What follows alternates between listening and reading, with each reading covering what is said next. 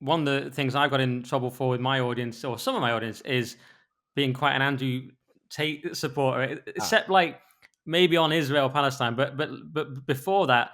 And Tate follows me on Twitter, and we've now X, and we've had a few messages and stuff. And I've met him when I was in my job at GB News, and I tend to be quite loyal once I like someone, so I kind yeah. of stick with them.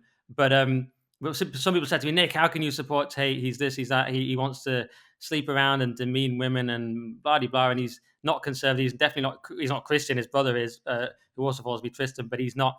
But what was one? What's your view on Tate, and what was your experience of interviewing him? I think once or even twice, maybe. Yeah, yeah, great question. I love that you're not not avoiding the sensitive subjects.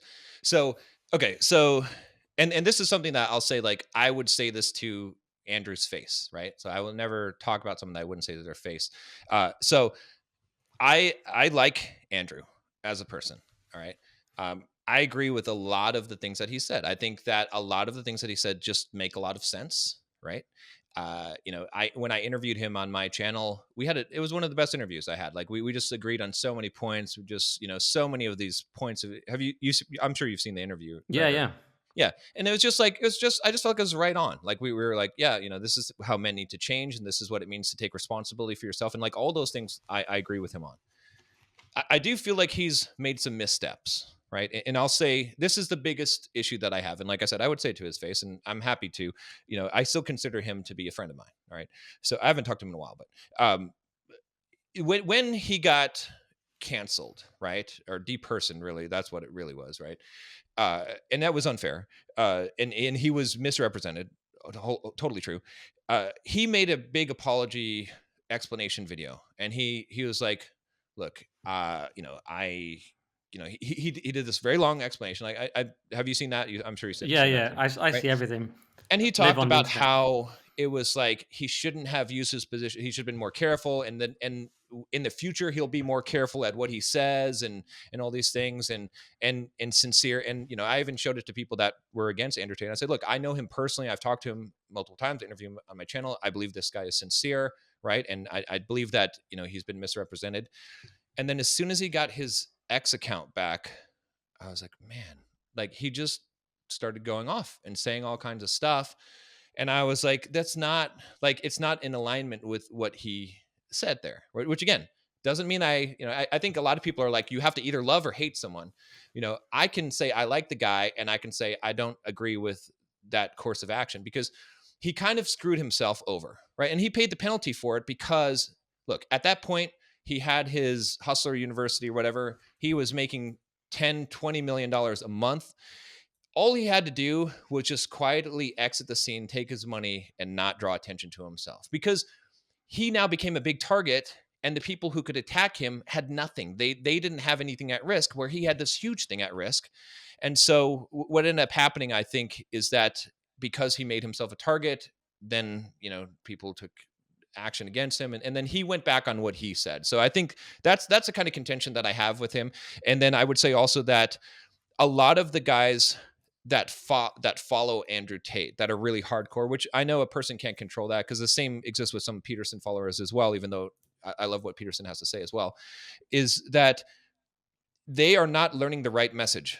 And so they are becoming radicalized without the common sense and the, I would say, self responsibility that Andrew Tate has, because he's a person who does have self responsibility and understands this.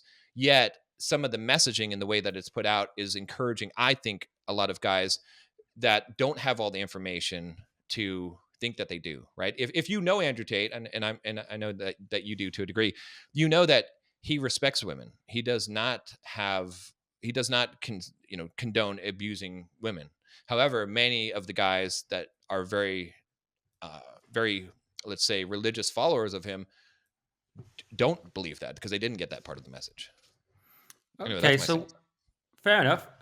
Very honest answer. But what do you mean by he came back on X and should have just exited the scene? Because one, wouldn't he say, "Well, I'm being honest and bold," whereas most rich people just disappear. They're behind the scenes. They're safe. The difference with me is I'm out in front of the scenes. And then the second point is you say he went back on what he said. What post was he doing that went back on what he said? Because I've not really noticed. I think he's just had the same as he's always been. Well, I mean, he said in the video, and it's been a while since I seen that video, that he should have used his position, and he was going to use his position with more care and be more careful to monitor closely everything that he says to make sure it's not misconstrued and that he doesn't cause unnecessary offense, right? I'm paraphrasing, but it was essentially that. And then I felt like when he got his account back, well, example, let's look at the pizza incident that got him arrested in Romania, right? So the pizza box thing, because he started this feud with what's her name, Greta. Greta Thunberg. Right.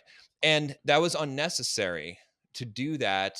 And it was not in alignment with that video, with the tone of that video, right? If you watch that video and then you watch his actions with that, and again, he's not a perfect man. I'm not a perfect man. I've made countless mistakes on social media. So I'm not judging him to say that, oh, he's so horrible. I'm just saying that those things didn't line up. And that was something that made me start to say, I'm not liking what I'm seeing here with with his resurgence on social media. But again, it's my opinion. It's like I respect that someone would disagree and say no, it's fine, and I do respect the person for saying the things that need to be said.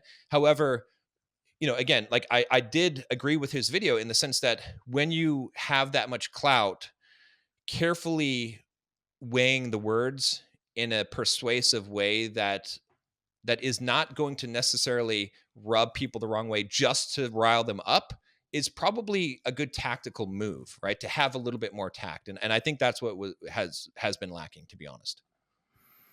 Interesting. Well, one point of clarification I just have to say is that the pizza box thing, I think that was a rumor. It was like an easy Yeah. story that he attacked Greta and then he got arrested because of pizza box. I don't think it really was I that. They don't were think already it did. looking at him for ages. So I know Yeah. what you mean. It certainly drew attention to him, but it wasn't strictly the reason. That was just a thing that the mainstream media wanted to say to try and Yeah. humiliate him. So that one point I have to say. But otherwise, yeah, I mean, fair enough. You're entitled to your opinion. I mean, yeah, I don't agree with him on everything. That's the other thing. You've got to agree with everyone on everything now. I mean, I get I messages know. about what Tate says. Why do I get Yeah. messages about what he says? It's Right. so weird. Like, how do you feel about this then? He's now saying this. It's like, you want me to control everything Andrew Tate says in the future, not just, if I say, oh, I like Tate, it's like, well, now he said this about Israel. What do you think about that, Nick? I was like, well, he has a different opinion on, yeah, fine. It's Yeah. kind of pathetic. We've got to have the same opinion on everything across the board. It's ridiculous today. Like the political culture today has devolved to that. Like there's no debate anymore. There's no discussion. There's no advancement of ideas, because if you don't toe the line on whatever party, whether it be political or social, that you're supposed to, right? If you wrong think or wrong speak, you're excommunicated from the party. It's so crazy. And I've been getting backlash. I did a video on my channel where I was like, everybody hates me because I'm like, I can empathize with the plight of men. However, I can also empathize with the plight of women as well. And so when I'm talking to men and I'm saying like, watch out for these kind of things that women might do and these behaviors, and I'm talking against the liberal agenda and these things, guys are like, yeah, cheer it on. But then when I say to men like, now also look, what you're doing, you need to fix some of your stuff here, guys get all upset, right? And it's the same thing with women, right? If I'm saying all the things that women want to hear, they love that. But then as soon as I say, well, maybe you shouldn't be out partying, and maybe you shouldn't sleep with a guy on the first date, now they're all upset about that. So it's like, if you don't toe the line, if you have a difference of opinion and have original ideas that differ from the standard model, no one has, I feel like, patience for that anymore. And so we don't have as many productive discussions and debates that could actually move things forward.